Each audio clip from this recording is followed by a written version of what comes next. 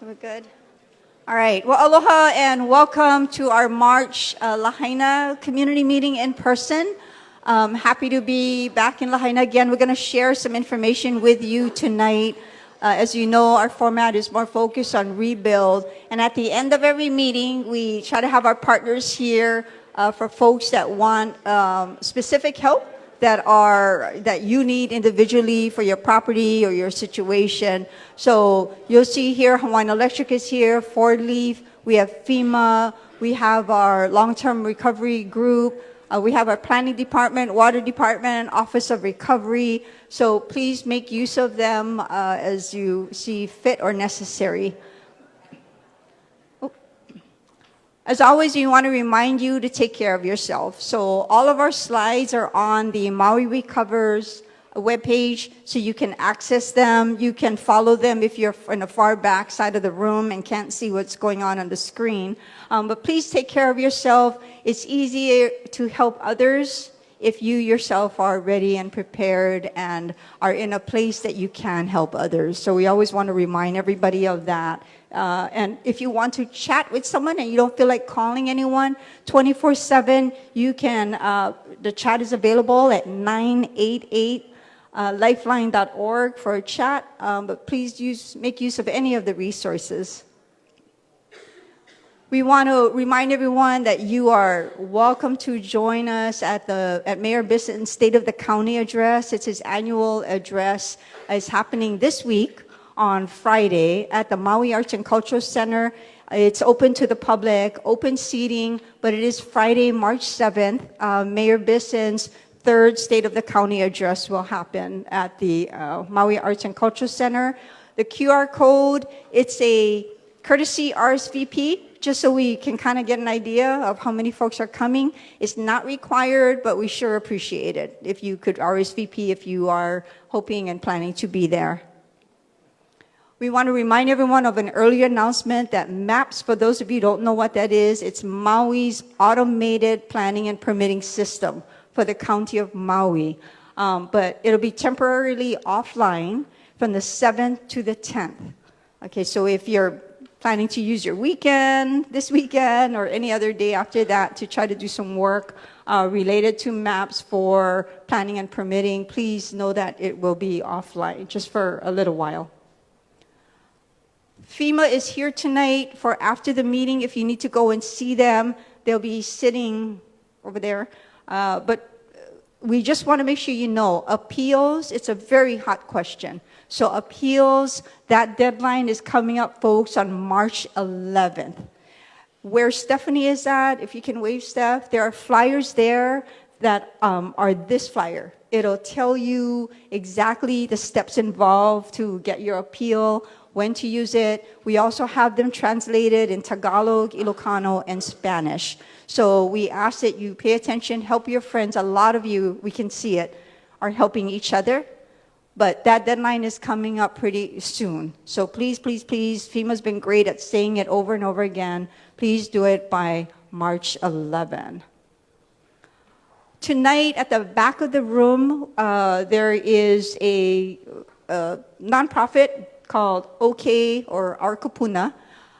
They are handing out this flyer. This is for our kupuna who could use some support and help.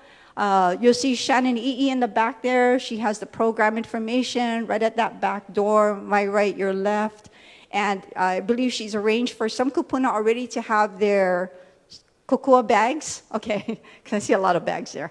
So please make use of that if this applies to you. And we so appreciate them for being here and the funding by the United Way and American Red Cross. Thank you, Shannon.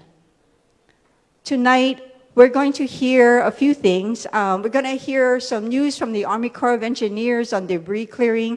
I think they've already shared the fabulous news, but now they can do it in person. And I think there's just a little bit more work to be done that Lieutenant Colonel can share with all of us. Shane Agawa is here, our head of environmental management. I have to stop calling him your favorite director. I'm getting a little bit of heat from some of the other directors.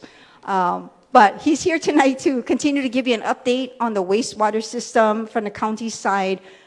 John Smith, our head of Office of Recovery, will be giving you information along with Erin Wade, who is our Deputy Managing Director overall for the County of Maui, talking about parking, street parking, because it's come up a few times. So this is important information.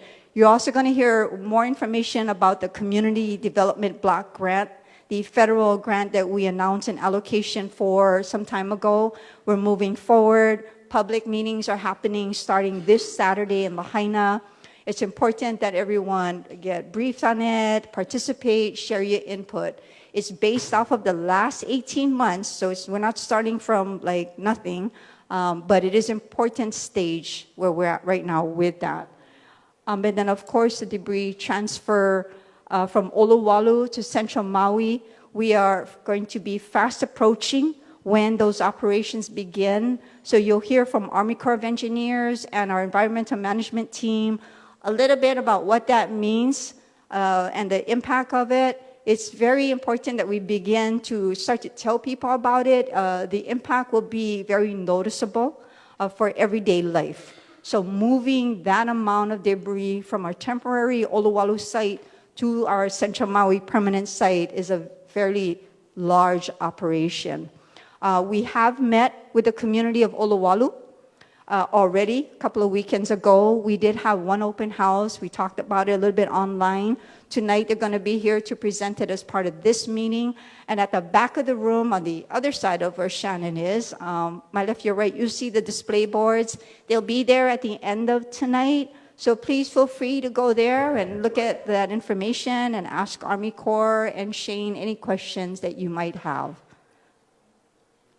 All right, our webinar is coming up. We just want to make sure it's on your calendar. That is the third Wednesday, so March 19th. That allows folks who are not on Maui to participate a little bit. It also gives us one more opportunity to offer more information and be available. And then our next in-person meeting will be April 2nd. So I'm going to turn this over to Mayor Bisson to share anything he wants to share.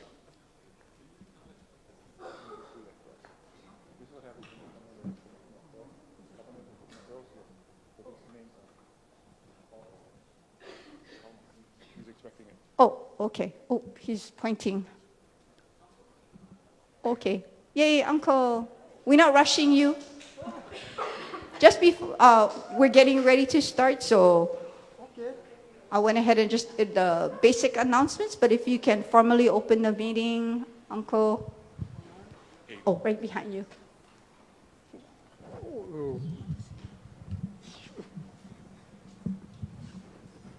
Thank you. I get a little stronger, so maybe I don't need my stick. But in Jesus' name, we thank you, Almighty God, for providing this place for us.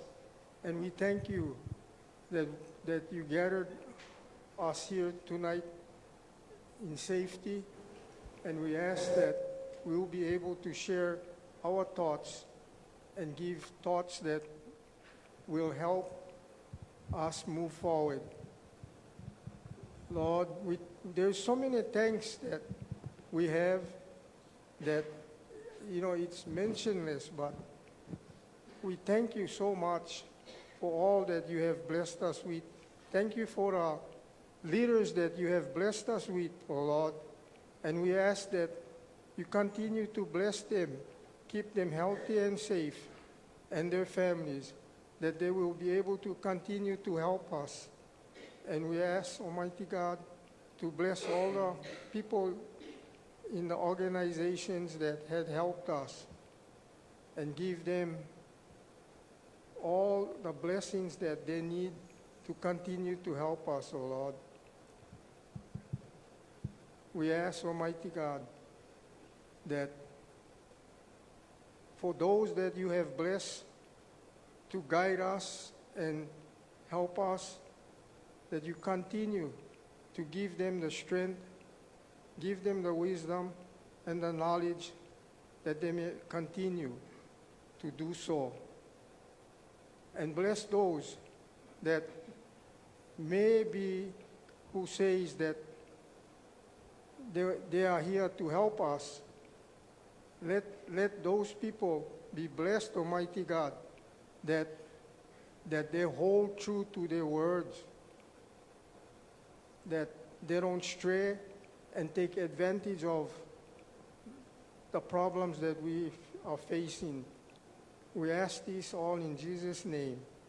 And we ask thee, Almighty God, as we close this meeting tonight, that you clear this space, make it safe for the children and the faculty, that it be safe and healthy for them. Lord, and you take us home safely. Go before us and with us. Keep the roads safe and bring us home safely, Almighty God. We ask this in Jesus' name. Amen.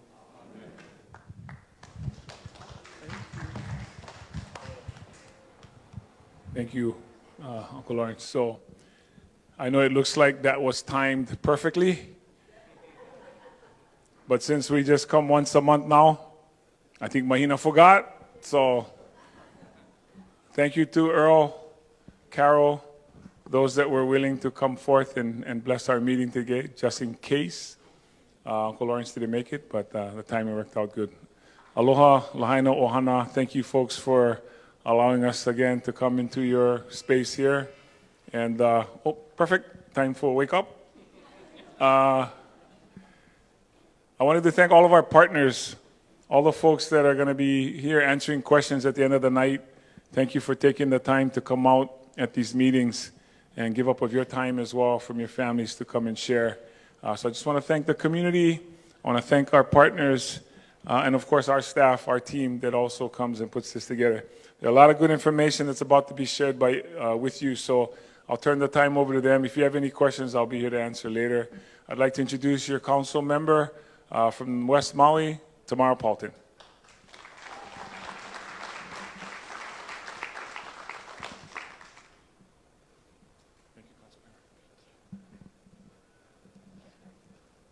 Aloha mai kako. I just was in DC this morning and Maui is a lot warmer. Couple updates.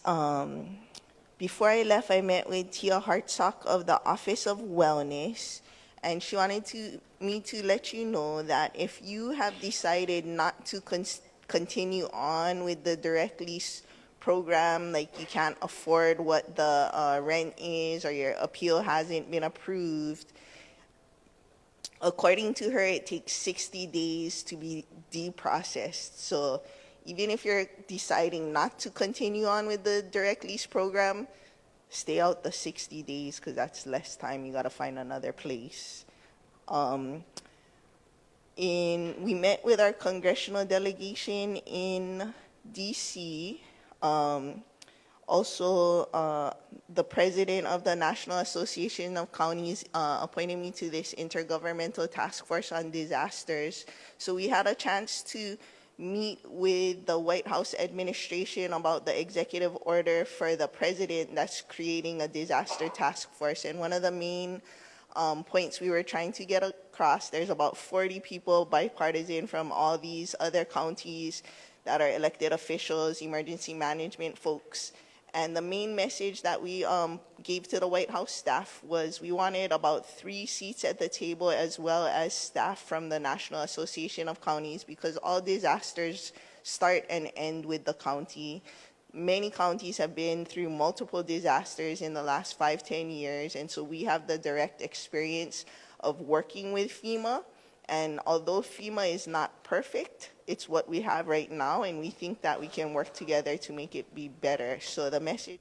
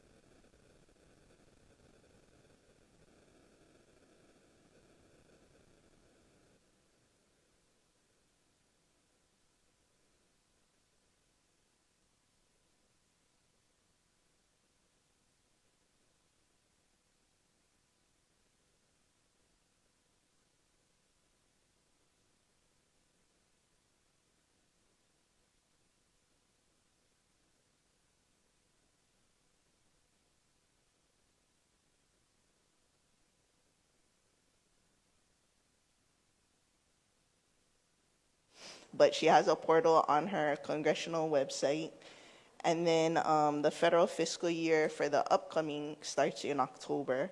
I did want to say we have a council meeting this Friday, and I introduced 2 bills that is, generally speaking, a little bit out of character for me because I like to encourage as much participation, but at this point, I feel like the lack of participation is holding back the recovery and just making things more difficult. So Bill 29 and Bill 30 addresses the requirement that we have residents from Lanai on our boards and commissions.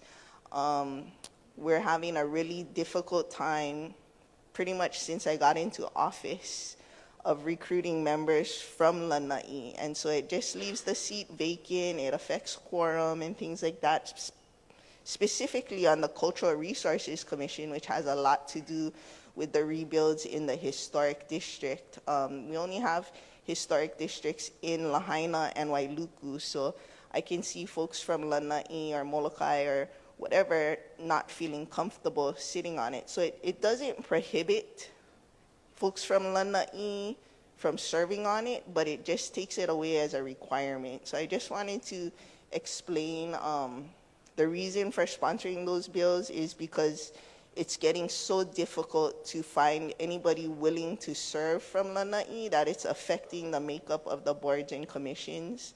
And so I just am proposing taking it away from it as a requirement.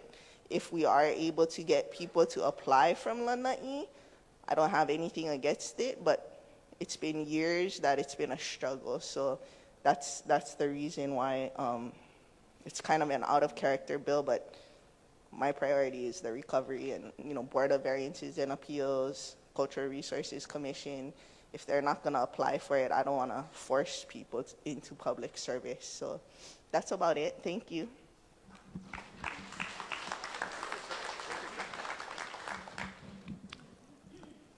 I want to agree and support with what council member is saying. I know it's been very frustrating for the council that the administration hasn't been able to put forth names in certain categories. I don't think we should stop there, though, council member. I think we should consider consolidating some of the boards and commissions. There's maybe 45 boards and commissions, some that meet more regularly than others. I think everybody understands that we have the Planning Commission, the Police Commission, the Fire Commission. There's certain ones that are really, I would say, more popular for people to apply for. And then there are those, and I'm not demeaning any boards, but there are those that people are less interested in, maybe the street naming ones or some of the other ones that might meet twice a year. So having people eligible and qualified, it's the administration's responsibility to send names to the council. The council decides to approve them or disapprove them, and then I'm given an opportunity to come back and put another name up. But now we have another layer, which the voters voted for, which is the independent nomination board, which is another layer. And what that does, it's a group of citizens, and that was a difficult board to try to fill as well. But their job is to look at all the applicants and make a decision. So it's taken away from the mayor. The mayor doesn't make the final decision on who goes on boards and commissions. That's made by the council. All I can do is suggest names. And then they go to the independent nomination board. They vet those names. And then they send those names to the council. So the process has gotten a little longer. I've been here less than the council member, so she knows better than me how this process has worked before and how it works now, or is not working now. But I just want to say, from the administration perspective, we couldn't agree more. These are boards and commissions that need to be staffed. There are lots of reasons people don't apply. I don't know if anybody in here, I'm not going to ask you to raise your hand, sit on a board or a commission. But a lot of people either don't have the time, the interest, or the ability to sit on a board or a commission, or you have to meet a certain criteria. Some you have to be a cultural expert, some you have to be, somebody who's there's certain criteria, I'll just say it that. I don't know everyone for every board, but I know we have many, many boards and commissions that maybe we could sort of consolidate some into those so that we can arrive at quorum. Whether or not we need 9 or some can get by with 7 or 5, I mean, those are all things that are on the table. And I just wanted to commit to council member that we, from the administration side, recognize our failures that we've had to this over the last year or so. However, we do want to work together to fix that, and I know.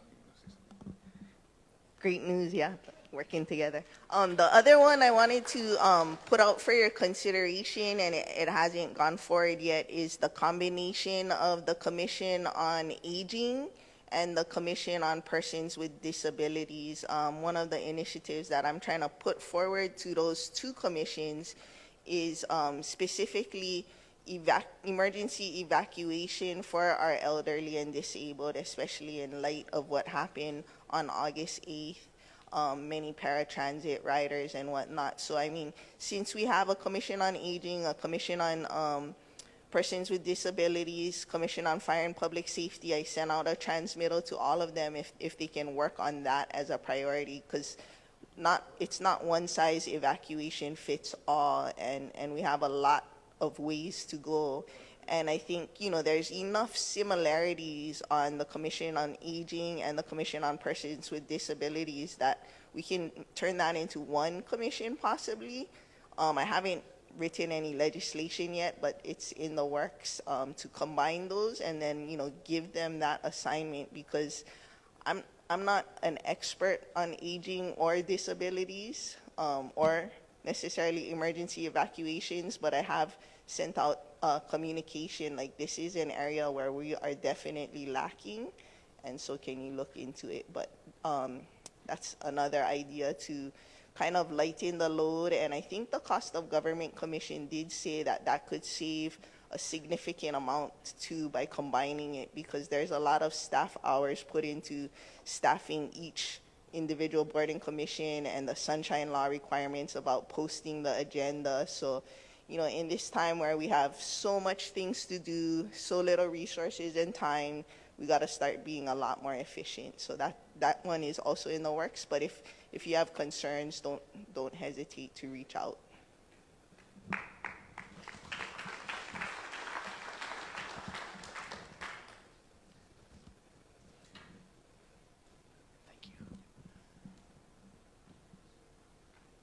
I think I'm trained to stay out of the light now. So thank you, everyone. Mayor, thank you for the opportunity again to deliver the great news that we're able to at the last virtual meeting. We are complete, 148 out of 148 commercial debris sites out of Lahaina into the TDS. And to echo what Councilmember Paulton just said, it starts and ends with county. It starts and ends with a partnership with county, state, and FEMA. So pat yourselves on the back, a minute for working toward a monumentous, completion to keep moving forward on recovery. The pilings. So good news as we continue to move forward for the piling removal. We'll look to start that on or about 1 April, approximately 3 months to do that. The experts that did the salvage work for the Francis Scott Key Bridge in Baltimore are supporting our task here. If you don't have the expertise in-house, find the smart people to do it. And so we're excited to work with our Navy partners to make that happen. The last thing before I sit down, before we talk TDS to PDS, is we continue to transition more members of the Honolulu district to Maui to continue to support the mission. So if I could get Don Schlack, Anton Klein, Robin Au, and Lieutenant Kyle Hamrock to stand real quick.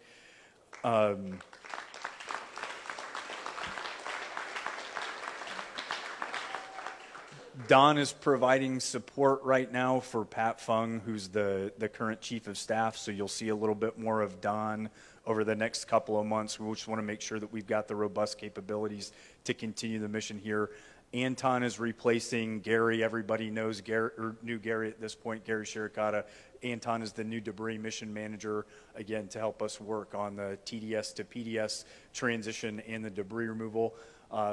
Ms. Robin Au helping us do the mission report, final mission report.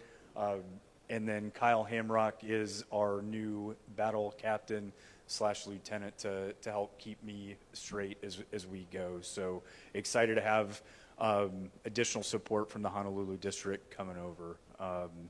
And then we brought our debris SME expert back over to continue to help our work, Corey Koger. So please, if there's hard questions,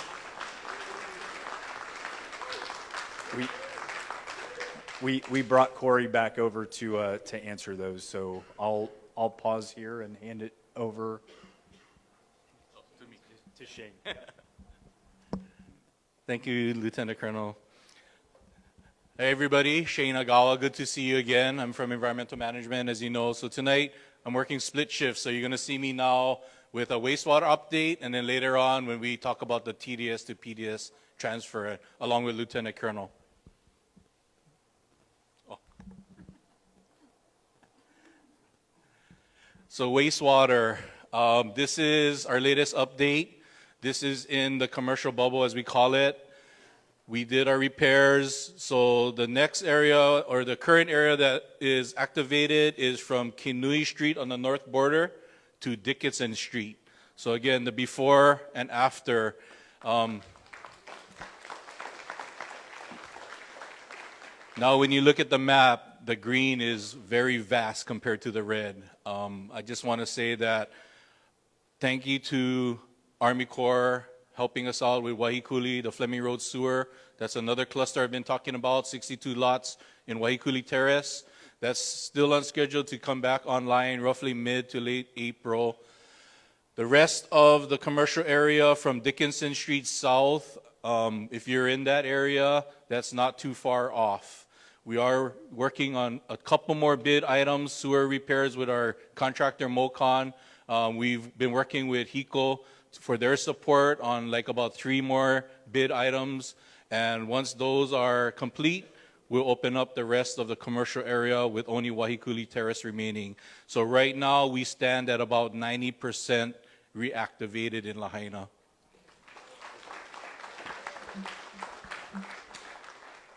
So that is the wastewater update, and I'll return later for the TDS to PDS update. And up next is John Smith, the Administrator for Office of Recovery, and Aaron Wade, our Deputy Managing Director. Thank you, Shane. Really good to see all that green. We've been waiting for that for a long time. Good evening, everybody. John Smith. I think I know most of you by now. I'm the Recovery Administrator for the county. And tonight, we just have a few updates for you. Tonight's not going to be a heavy CDBG DR day because we have 3 meetings coming up. We have Saturday, March 8th, which is right here in Lahaina, Princess Nahiana'ena, 3 to 5. We have Tuesday, it's an online meeting, so some of you have joined our online sessions before, March 11th. And we have Friday, March 14th, and this is in Central Maui. This is the same meeting 3 times, so everybody, you don't have to come to all 3 meetings, but the whole point of it is to get out and reach as broad of an audience as we can. So that's the updates on CDBG DR in terms of our public hearings. And we have to say public hearings because that's the HUD speak. It's a meeting. We have to write hearing, yeah. Do you want me to share? Yeah, go ahead. So basically, I mean, we need to call it a public hearing for HUD purposes, but the format you're used to for a public hearing, like what we do on Maui, what's called a public hearing, is you show up and you get 3 minutes to testify. That's not actually the format for this. So you are able to come prepared to these meetings. There will be a presentation at the beginning about the action plan, and then we'll have a series of open house tables where you can come and engage. There'll be lots of chances to learn more about what's in the plan and next steps in the plan, because again, the plan is very high level. It's not super specific, and that's on purpose. And then you will be able to give us feedback forms about how you would like to see it be more specific, or what needs you feel need to be met through the plan. Does that make sense? That makes sense to me. I hope it makes sense to you. I would like to note that, I don't know if Lori Leigh DeGama is here tonight, but she put in our very first comment online, which was pretty awesome to see. So you can go today, if you've had a chance to read the action plan, you can already start commenting on it, but the meetings that we're going to have, we'll walk you through what the action plan says and where we are in the process. And speaking of where we are in the process, we want to set expectations. We're clear back here on the left in the community engagement piece. Like Mahina said, we've heard you, and we have our plans already set, but we are following the HUD format in terms of how they want us to do community engagement. So we'll do community engagement on the action plan. Once we get that engagement, we'll make revisions, we'll incorporate those comments, then we'll submit the plan to HUD for their review. HUD approves the action plan sometime in the summer because they have a period of time that they get to review it, and it's not a short plan. Then we'll start to work on things like applications and intakes and eligibility. So we're still really early in the process, and I know that may feel hard right now, but that's just the way this program's set up. Implementation will start in the fall of this year. We're going to switch gears to parking because last time we were here, we had quite a few questions on parking. And so Aaron's going to run us through really just where we are with parking today and how we're going to tackle that problem in the future. Aloha, Maui families. Great to see you again. Before you knew me as the ROE lady, Wailuku knew me as the parking lady. So I'm here to share parking info. Next slide. So I met with the Kuhua neighborhood in August and September about roads, well, about all kind of things, but roads came up a lot in the conversation. And so the first thing to kind of understand about rebuilding in these neighborhoods is many of them do have very narrow streets. So the expectation by the fire department is that there's 20 feet of clearance for fire trucks to pass on roadways. So that's the goal we're trying to achieve throughout all of the community is the 20 feet of clearance. The one thing I wanted to say just about that street, even though it's not Lahaina, it does provide a lot of character. So what we heard in the conversations with Kuhua was there wasn't really a lot of desire to have extremely wide roads. Folks wanted safe roads, but not necessarily by losing the neighborhood ambiance. So to understand, we do need the 20-foot clearance. How do we make sure we do that and have parking? The next slide shows the requirement for on-street parking is 8 feet. So if you have 20 feet, you need to have an additional 8 feet of clearance to be able to park a car safely and have 2 fire trucks be able to pass one another. So if that isn't the situation on your street, know now you need to plan ahead for your on-site parking as you're planning your rebuild. So what will be happening is Public Works and Maui Police, we're going to work together, and just like is shown here in the Wailuku example, there's going to be posted no parking signs on streets that don't have adequate width for parking, okay? And so, next slide. As you're working with your design professional and they're showing you a really beautiful house layout, you can go to the next slide. The thing to remember and to be looking for is the parking that you need for your family. Only you know the needs for your family and what needs to be accommodated on your site.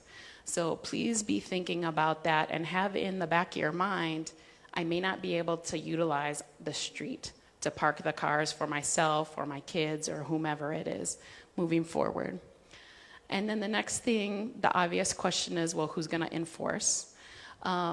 So we did set up a program called Park Maui, and it is a parking enforcement program.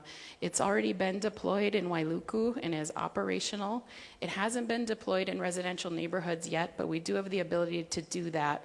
That will alleviate the burden from police of having to do enforcement, and they can still then be responding to emergency calls. We can utilize the team from Park Maui to do parking enforcement. This isn't going to happen day one. We won't have the density right away in day one and won't need it. But moving forward, this is going to be an opportunity for us to utilize to make sure the neighborhood stays safe. Okay, so that's our update on parking, and we'll continue to fill you in more as that evolves. I'm going to add one more thing, Yeah. Aaron. Jeremy Delastreas is not here tonight. It's his birthday. But we spent an hour with him this afternoon before this meeting looking at good and bad examples of this in the field. So now's a good time to run around your neighborhood and look to see how some people are getting creative to create their own solutions to this problem, just knowing that we do plan to enforce moving forward. Thank you. Thank you. Thank you.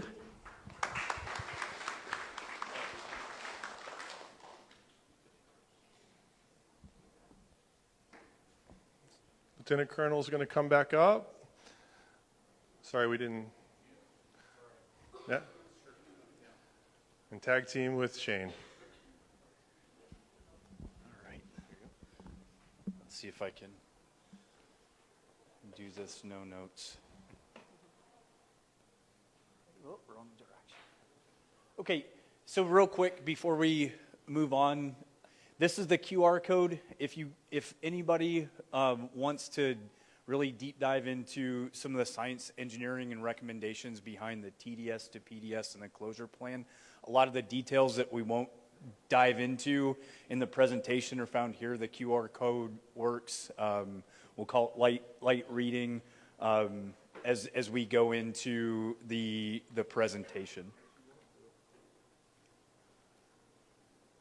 So as we're planning to conduct the move for the Lahaina fire debris, it's really three big items that we're looking at, or three big phrases that we're going to execute. Is protect. We're going to protect the current site. We're going to secure the debris that is in the TDS in preparation for the movement to the permanent site in central Maui. We'll continue to protect that while we're moving it until we get to the final position, which is restore.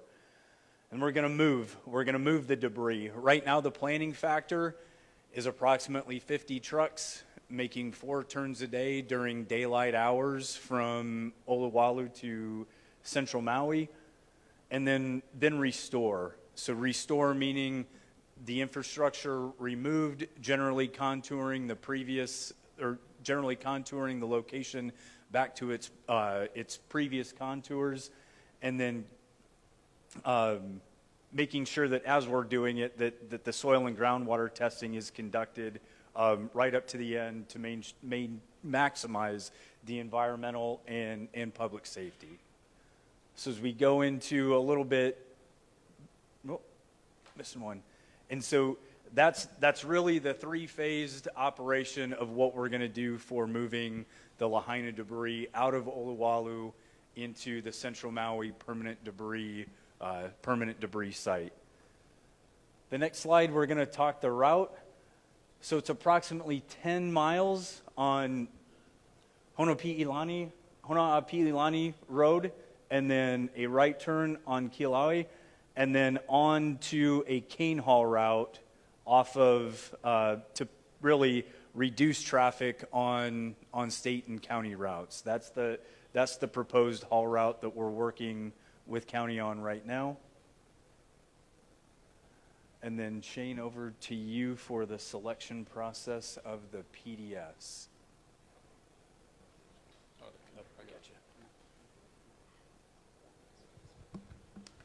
Thank you, Lieutenant Colonel Kendall. So I'm going to just go briefly over this. This is a background of how the selection of the Central Maui landfill became the PDS, or permanent disposal site. We knew we needed a permanent site. We established a criteria. Soon after the wildfires, we formulated an infrastructure task force. We formulated a scoring matrix. We looked at a lot of areas around Maui that could be a potential site for the final or the permanent debris site, disposal site. In the mix, we wanted public input, so we conducted a public survey. And then the final site was chosen at Central Maui. And I'll go into a little bit more breakdown of how we got there in the next upcoming slides. So as I mentioned, the Infrastructure Task Force, we looked at numerous sites, more than these 8, but with a scoring matrix that we came up with based solely on operational needs, transportation needs from an infrastructure-minded standpoint, public safety standpoint, we narrowed it down to 8 sites. Now keep in mind, these are all have been presented in prior presentations, so it all can be found on Maui Recovers. I'm just going to go briefly through them just to kind of gain some background and refresh everybody's memory a little bit. So 8 sites. From the 8 sites, we heard from residents of Olowalu, Lahaina residents, the general public.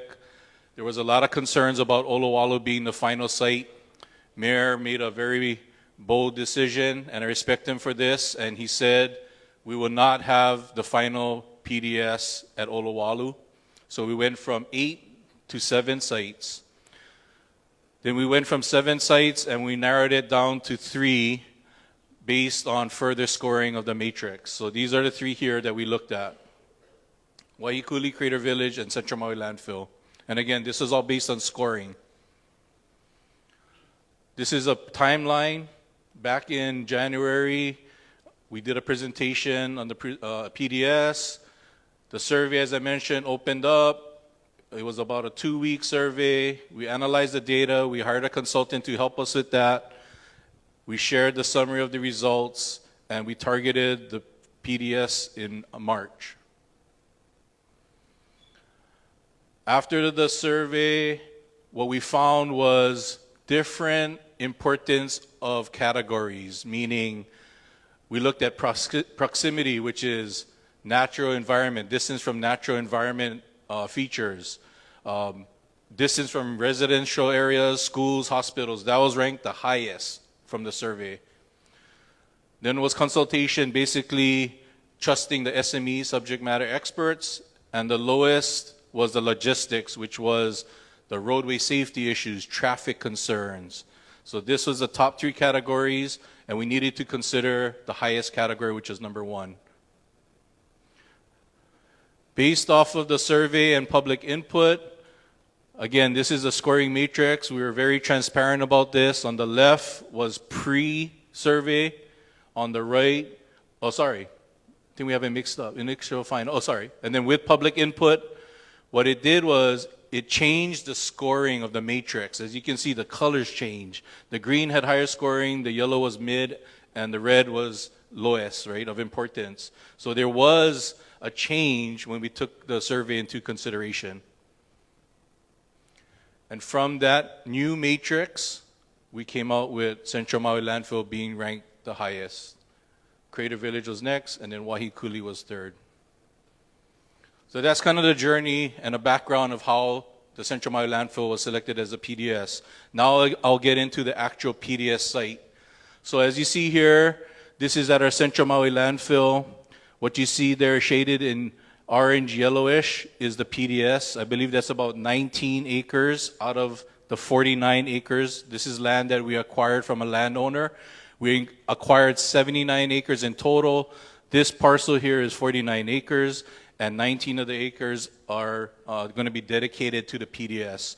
I just want to reiterate that the debris from Lahaina will not be intermingled with waste, municipal solid waste. It'll be in its own cell, separate.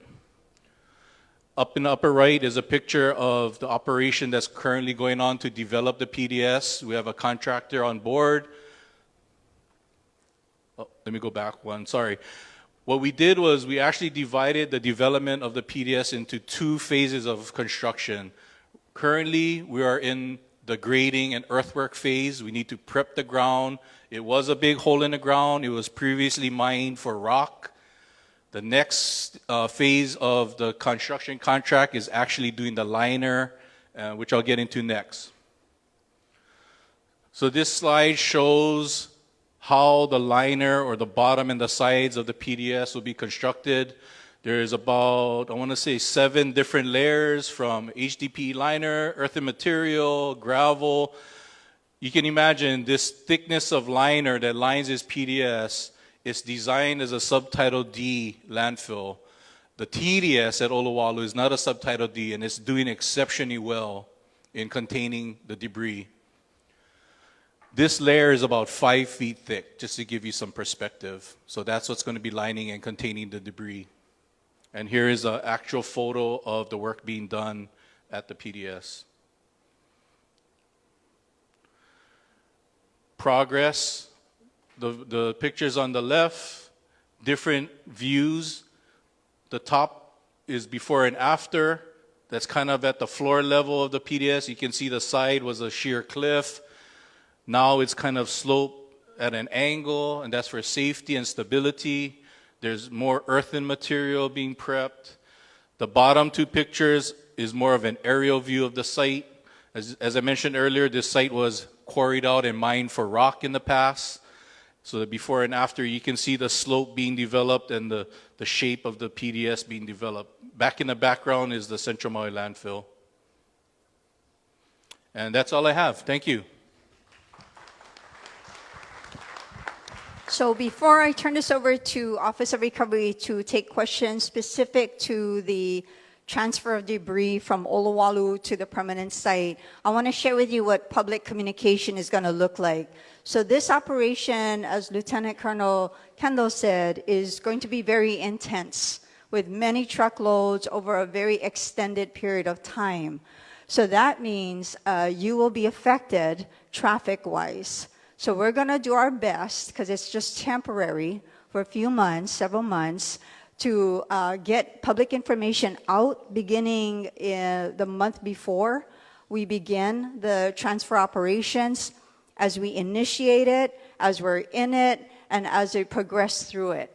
So it's everything from the signboards out on the highways to radio to our local akaku to print ads to social media. Our team will be meeting with employers, with school faculty, with parent groups, any group that has a need to know.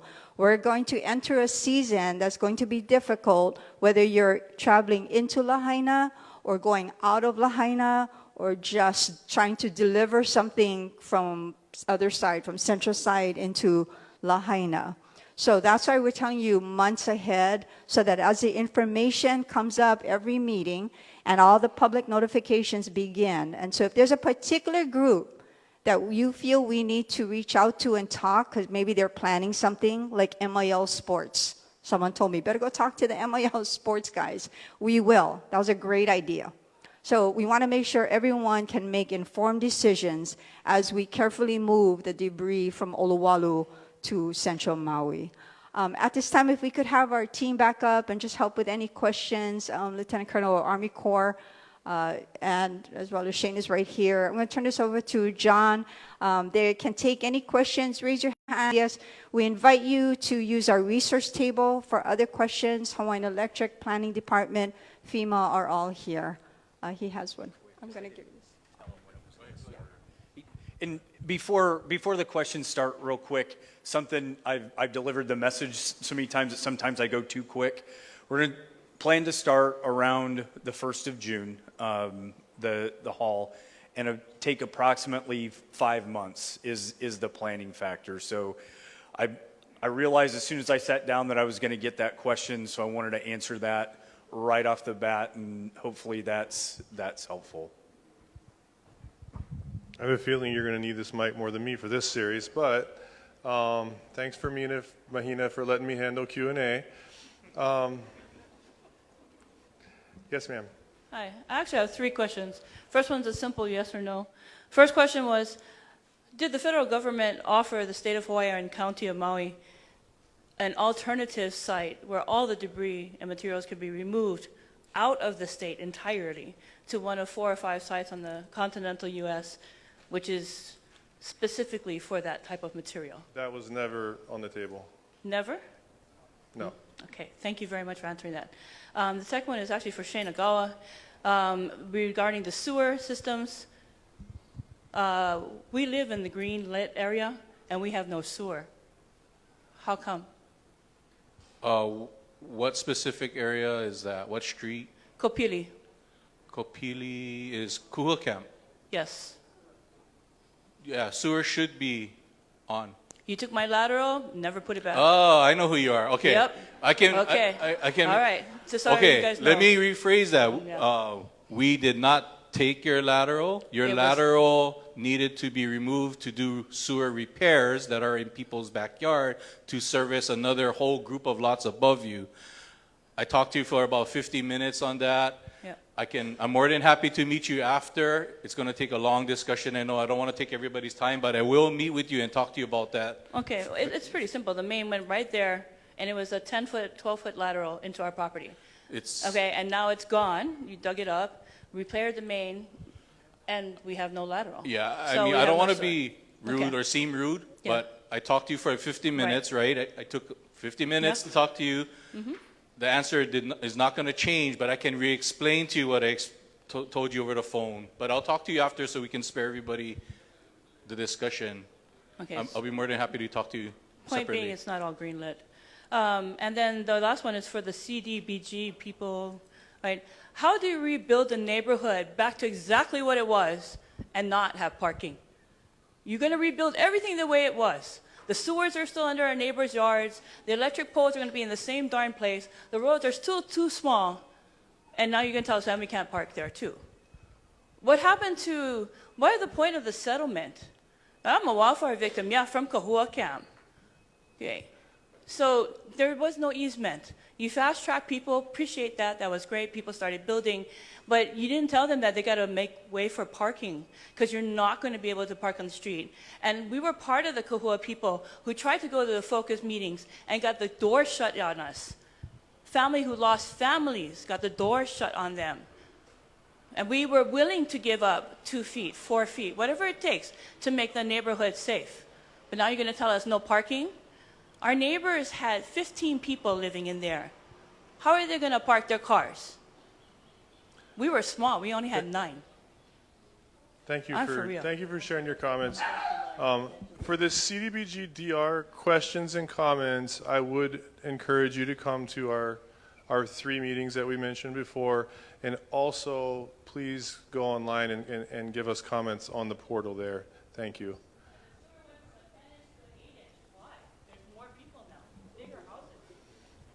I know Shane's going to come see you right after this, but thank you. Yes. Hi, my first question is why has public input been cut down so drastically? People are only allowed to ask questions now within the frameworks that you folks set. You already cut the meetings here from once a week to once a month, and now you only allow a few questions. And this HUD meeting, my other question is, why are you saying we're going to call it a hearing instead of, why are you saying HUD is telling us we need to call it this, so we're going to call it this, but we're not going to actually do this? I'll take it. So the hearings that we're used to, when we say a hearing normally on Maui, we have this very formal feel to it, but the way that this meeting's set up is really similar to the public meetings that we've been having. So we're just saying it's a public hearing per HUD's, that's what they call it, but it's set up like we understand a public meeting. That's all we're saying. With zero public input. No, it's the whole point of it is public input. Zero public input. The only thing that you're going to allow is for people to go around to tables and ask questions. You divide it up in 3 meetings. No, we're going to have Q&A sessions. We're going to have story. Everything yeah. looks like it's being designed to eliminate the voice of the people. This is like out of control. And in terms Okay. of mental health, it's going to be drastic. You're going to see people get very angry. If you think you're going to eliminate people asking you questions and being upset, you're going to make it worse. So I think there are 2 things, right? So CDBG DR, the hearing is specific for the meetings that begin Saturday. We did move to this meeting because people really needed support that was individual without staying here long. We said that we would try it out. So we're still in that tryout mode. It's not intended to exclude So we appreciate the feedback, but if you have the CDBG DR questions, please go to that website, give that input, or go to the public meetings that our team talked about. So we'll go ahead and ask another question. Somebody else had their hand raised or not. Maybe our team did a good job on GDS. Go ahead. Shannon? Oh, sorry, right here. Go ahead, sir. Quick question for moving the debris, or any thought about moving it at night, if that's an issue, safety or? So it's a great question. Honestly, right now it's more of a safety issue. We want to keep it during daylight hours for loading and unloading, and then when the permanent site's going to be open.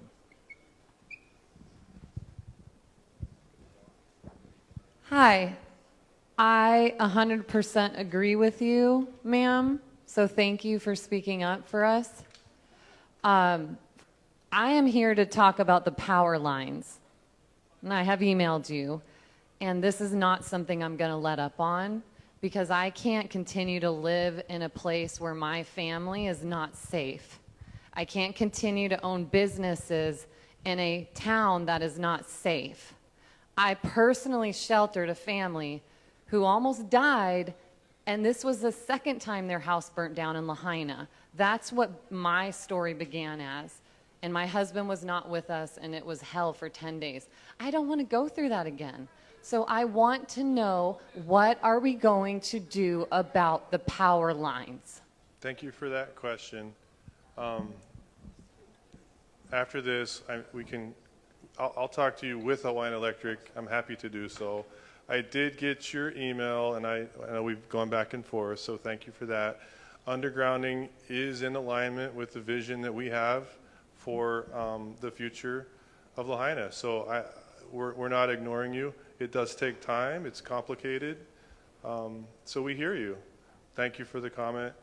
But we can't snap our fingers and fix it today, but we're not letting go of the undergrounding thing. We're not doing that. We just had a council meeting about it a week ago. Oh, we have an online question. Okay. Oh, you want to read your own question? I didn't read. So the question is, what's the start and end time every day? So easy for me to say daylight and sunset. I know that doesn't give you an exact time, so approximately 6:30 to 7 o'clock every morning to between 5:30 and 6 o'clock every evening. We're working within that 10 to 12 hour time frame that we have for daylight hours. Good question. Thank you. Any more? Yes. I don't have a question. I just have a comment. First of all, I want to kako'o what Nicole was saying. Basically, I feel like as a community member, first of all, the meetings, a lot of us do want to ask questions, and I think it's kind of like hiding when we have to go to the specific special people to talk to, when a lot of people have kind of the same questions. And it's good because maybe some question that I may not think of, another community member will ask, and then it helps me to understand. And then a lot of these meetings, especially CDBG, this is like a really important funding that our community can use. And I think that the county has to think like out of the box, like not small-minded. And a lot of the community members have really great ideas and understanding, reading that like huge draft plan, right? I think that it seems like it's a formality for us that every time we have these meetings, I don't want to sit in a small focus group and write the little things. I want to be able to share what I have to say and also be able to hear all of our stuff, that all of our mana'o is really important. And so I think for CDBG, it's really, really important. People don't understand how vital this funding is to our Lahaina residents. And so, yeah, that's my comment. I don't disagree with you at all. appreciate the comment, and I think we do need to hear. We will have a Q&A session during the CDBG meetings. Tonight was about the haul route, the TDS, the PDS. We wanted to make sure we communicated that very early because it is going to be a big deal for a lot of people.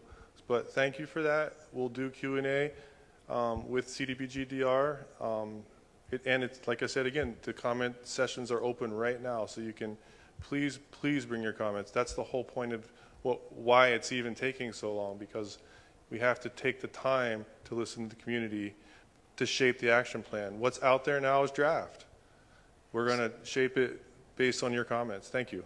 So we did cover it at the other meeting, took some questions, and then that's why the team is doing 3 meetings. One in Lahaina, one central, one online, and then you can still go in and do that. So the meetings are not designed, I know exactly what you mean, they're not designed to put a dot somewhere, you know, those things like that. It's like this, so that the team will be there and you can ask any question you want about the CDBGDR. So that's a concentrated time for that. But thanks, Shannon. Right here. Two Please wait for the microphone, There's one more sir, right but behind you. there's one right behind you.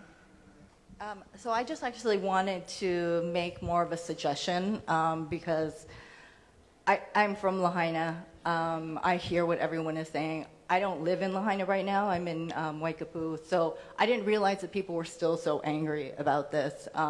This is something I think we've, and I would suggest that the way that you do the community engagement changes during the CBDG, during the neighborhood engagements. All of that engagement was so superficial. I think that's why you're getting this kind of feedback that when I know that you guys have set up this, this path of communication, and you know, I have been trying to follow that path of communication, but not everybody has the same bandwidth. To have to read through those documents, it's hard to do alone. So at the last one, the draft for the planning, I got people together and I said, let's have a study session so we can all sort of like break it down and discuss it, understand it, and give constructive feedback, because we may all still be on the same page at some point, but we don't know that we are on the same path. I think the county wants to help. I think the community wants to lead, and I would suggest that the community engagements are more engaging. And I have suggestions to continue, but I will leave that to anybody who's interested. Okay. Thank you for your comments. Yes, okay. Just a thought for the start of the transfer of materials or debris to Central Maui. I know the start date is June. Correct. I don't know if there's a deadline that we have to finish or start, but June is the beginning of our FYT or frequent travelers. We don't have groups, so nobody's coming in buses to West Maui. Everybody's going to have cars. And the occupancy in hotels will rise, so that means more cars in June. So we're going to say we might have a problem with traffic, but we're going to do it on the most busiest time of the road season, which is June to September. So if we could maybe move it back to September, if there's no reason to start in June. There is a reason, actually. So we need to be done this year. Okay. That was just the thought. But if it has to be done, it has to be done. But I'm just saying that's just right when traffic gets the worst. Right. But at least no whales. Would be like having the hotels shuttle. Got to talk into them. You know, so that having the hotels shuttle people and discourage them from renting cars. Yeah. You know, stay at your resort. Don't move around. It's. You're next. Aloha. My question/comment is for FEMA. I'm wondering what the situation is with these letters. I know that there was.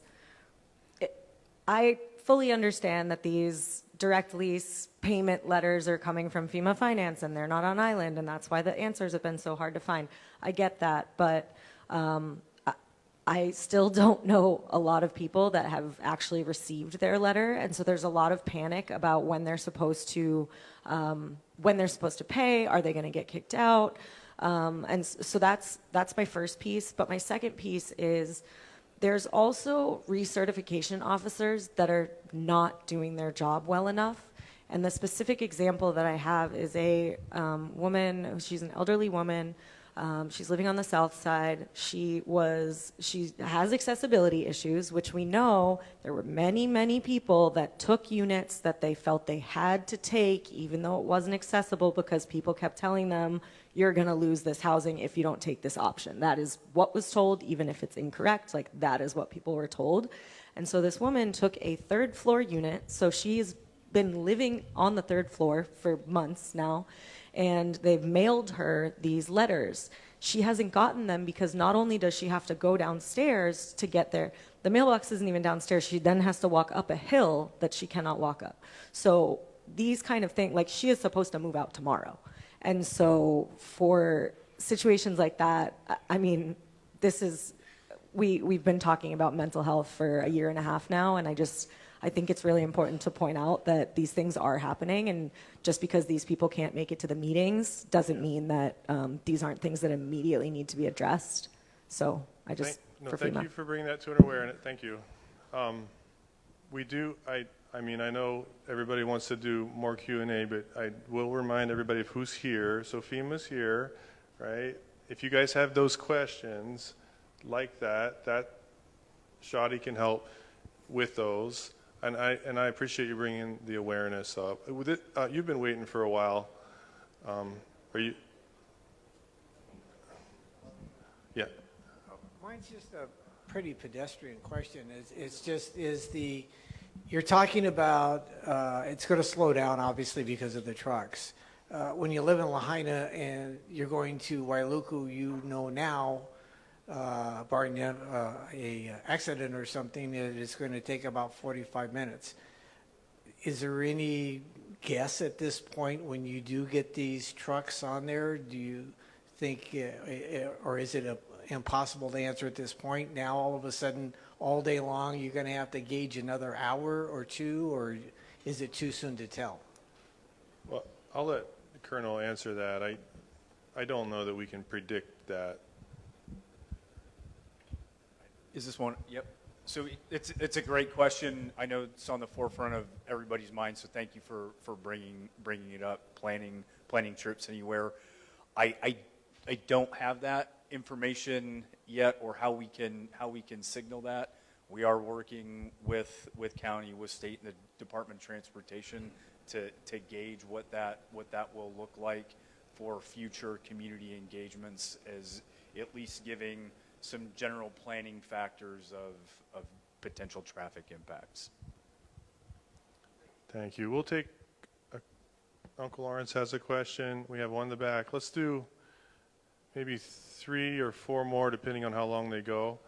It's already been, yeah, we have about 10 more minutes. I want to make sure you guys actually have time that have individual questions to get to these stations. Okay. Yes, sir. Question for Lieutenant Colonel Kendall. Can you reiterate the number of trucks and the number of cycles? And then the other question I have is when the trucks are crossing Mokulele Highway, how are you going to handle the traffic there? Are we going under the road, or are we going to stop traffic to get the trucks across that? How does that work? So, great question. I'll reiterate. So planning factor of 50 trucks making four trips a day is what we anticipate right now. 4 round-trip cycles. 4 round trips, yes, sir. And is that 7 days a week? It is 7 days a week, yes, sir. And 10 hours a day? Yes, sir. Okay. And then to cross, we will cross. There will be additional traffic lights, traffic control to enable the crossing of the highways there. They're crossing at where there's actual signalized intersections right now. So there's going to be improvements to those signalized intersections. So there will be a stoplight on the highway, but it's there now. Okay. Hey, aloha.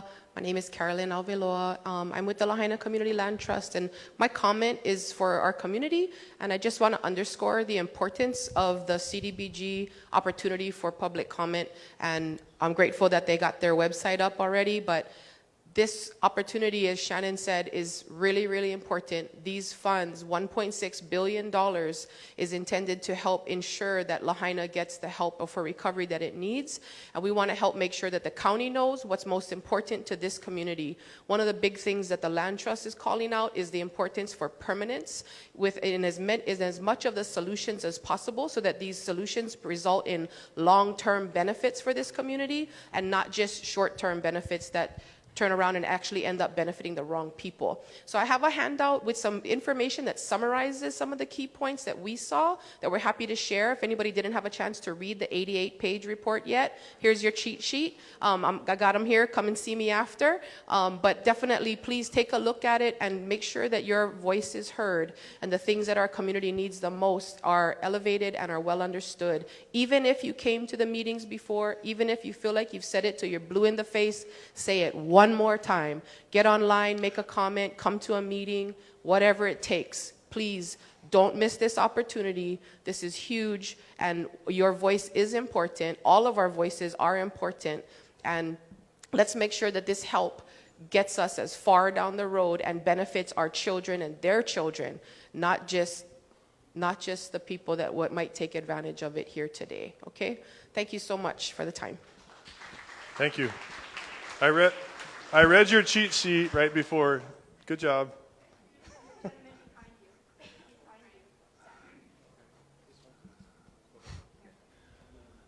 Okay, my question is that everybody says go online. Now think about the kupunas that don't know how to get online. That's why we have these live meetings. Once a month ain't gonna do it if you say go online. You know, that's my question. So we have in March those 3 meetings, and then we'll come back in person. So there's actually 4 meetings. 3 of them are going to be in person, and we'll make sure that we have written material so you don't have to go online. Okay? Okay, thank you. Yep.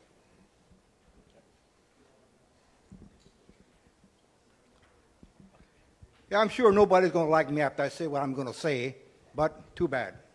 Okay, we as Hawaiian people, we're humble people and we're passive. And we're too passive to a fault. We never speak what we want and we stay back and we just let them kick us one more time. I believe all people need a house. And going back, what I wanted to say is thank you to everybody who helps. The Army Corps of Engineers is doing a wonderful job. The Samaritan's Purse is helping people, and everybody's helping each other. I've been in the military for 26 years, active duty. I've seen destruction, and Lahaina was pretty well destructive. So thank you to everybody. My big problem is with FEMA and the HIP. I've been asking for help, and all I get is waha. People that are on direct, they get to stay in a hotel for a year paying nothing. And now they get housing for nothing too. And now they say they have to pay. How much are they paying? I know a lot of people that are paying $50. What? $50? I said, geez. Another point. My mother-in-law, 93 years old, fell down in January. I've asked HIP, I've asked FEMA for help, because I couldn't carry her up 2 steps of stairs. What did I get? Nothing. I went to HIP, they sent me to FEMA. I went to FEMA, and what do they say? We can't help you. We only helping people that are on direct and people that can't pass a background check. I said, what do you mean they can't pass a background check? Well, I know a lady who owns a dog that she can't get into housing, so she can't pass a background check. So you're telling me that a woman or a dog has more than a 93-year-old local resident of Lahaina her whole life? I think something's broken with this system. I don't like it, and I don't like it. Well, thank you. Thank you. Okay, we've done a lot of Q&A. I'm going to ask the mayor to come up and, oh, Uncle Lawrence. One more. Last one, and then the mayor's got the mic.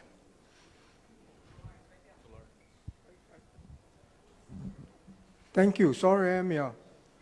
No, we're glad you're here, Uncle. Okay, but all I wanted to remind everybody is to mahalo the goodness of the people that been with us from the very start and that they have helped us, even if with these, little mishaps or misunderstandings.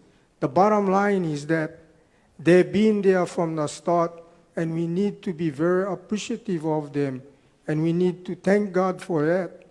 And for one, people that I want to say thank you to is the Samaritans. I am one of the fortunate ones that was blessed by a free home. And it's just starting to be built and started yesterday. So, hopefully in about 6 months, I'll be back in my own home. And I expect that, I don't expect, but I pray and hope that everybody in Lahaina who has lost their homes have some sort of shelter of their own. I thank FEMA for their beautiful homes. Maybe not to others, but to me, it's a comfortable home. And it shelters me, it gives me a place to cook and sleep and be at rest. So, for me, I'm thankful for that. And I think others should be thankful for that too. Never mind only bitching, be thankful. Because Aku Asabe, yeah? He knows what we need. And I think all of us need to realize it's not what we want, but what we need, to survive. Huh? Then you gotta talk to Shane. Yeah.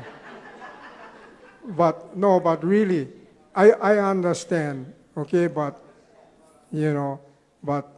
when you live in Lahaina and you went through so many hard times and changes from the economic engine from agriculture to tourism, you suffer. And if you can survive in Lahaina, you can survive any place in the world. That's how I feel. But, I don't want to talk too much, but my whole thing is being thankful to what we already have gained.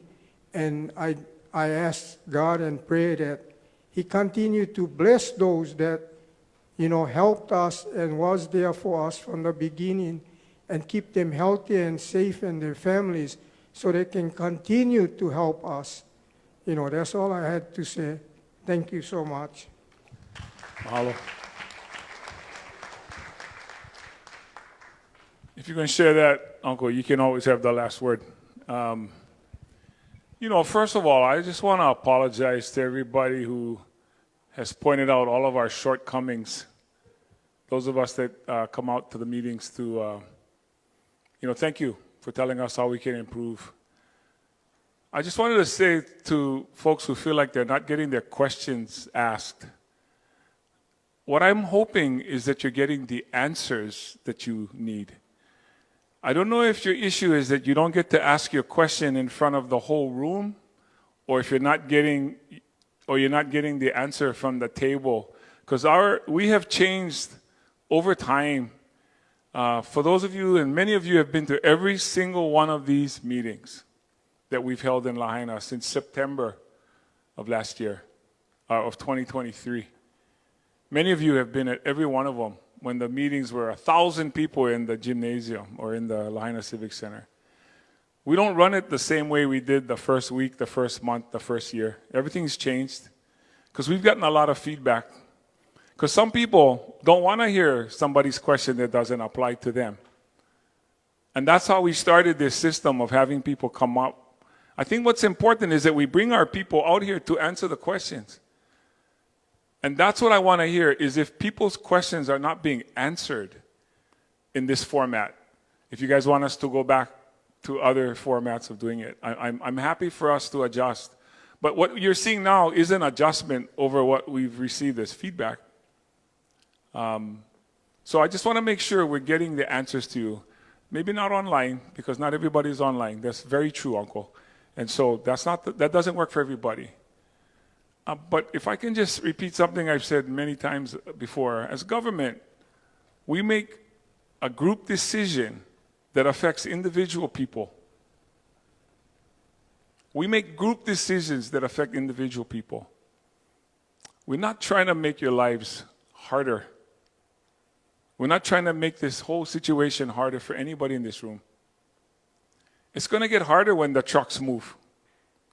And that's why we held those meetings saying, if we move this, we're going to have more traffic. That was the balance that was selected by the community, not the county. The community said, move that from Olowalu. Okay. That means we got to use trucks. That means we got to use the road. That means we got to cross highways. The best we could do is when we get off the Pali and we get to Ma'alaya, that we take the Cane Hall roads from there.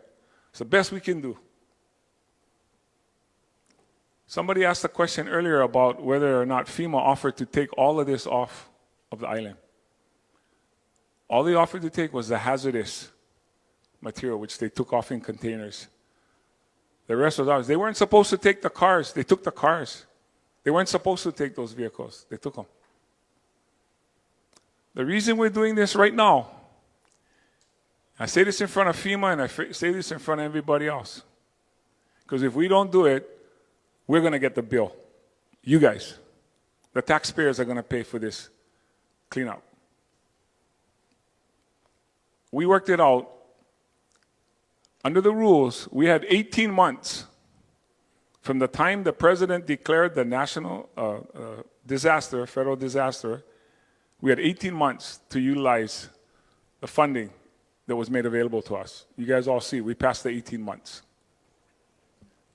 One of the things we asked for was to have a permanent debris site. The best way we could get people back to their homes and their lots as quick as possible, even with the parking challenges that we just talked about, was to put it in Olowalu right away. That was controversial. A lot of pilikia choosing that. But that's the only way we met the deadline to get the debris so people could get back in Lahaina. What is that called? A trade-off. But the promise was that it was only temporary. But you see, we added that in, not FEMA.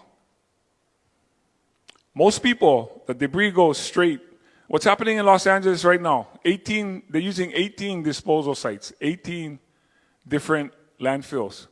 Thousands of trucks right now happening. We don't want that kind of stuff here. But FEMA said, as long as you're making an effort to move it to your permanent site, we will cover the cost. Which is why we're moving so quickly. You guys all know, we tried to do an eminent domain on a property we could get right away. That's tied up in federal court. And luckily we had another landowner we could purchase those 79 acres from. But if we don't move quickly, FEMA leaves. And FEMA says, you guys are on your own. And so does USACE. And that's not their fault. They had a mission. They have a mission to accomplish. So because we were moving and continuing to try to get that permanent site, FEMA has extended that deadline to us. But make no mistake,